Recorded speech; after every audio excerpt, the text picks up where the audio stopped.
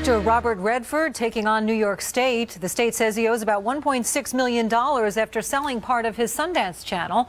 But Redford feels he already paid his fair share when he was taxed in Utah, so he's suing. Leslie Marshall is a syndicated radio talk show host, and David Webb is a radio talk show host. Both are Fox News contributors and today's legal panel. So Redford owned the Sundance channel. He sold part of it in 2005. He lives in Utah, paid the income tax in Utah on the profits.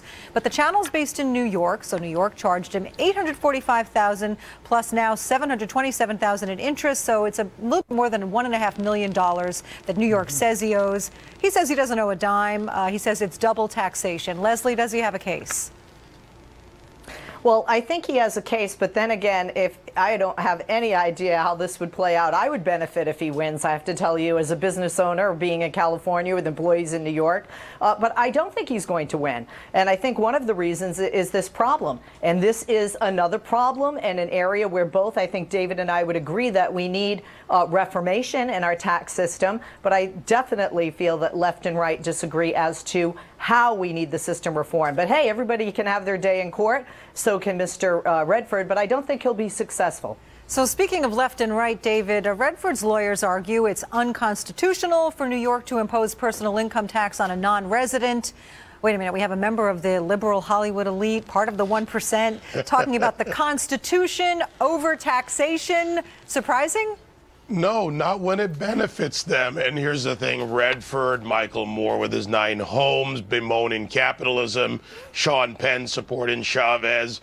These guys go out and they play what's in their own interest. And to be fair, Leslie, and I do agree on this, the need for tax reform, because what matters is not Robert Redford. He's not going to lose or gain anything relative to the regular guy or man or woman out there who simply has wake-up costs and a total tax burden that is way beyond onerous, right? In New York State, where you literally can't afford to run a business or live when you lose 30 to 40% of your income as a business or as a person to the state.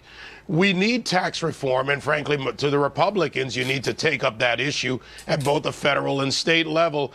Redford's not the issue. Tax reform is the issue. Article 16, sections 3, 4, and 5 of the New York State Constitution actually give him an argument for this.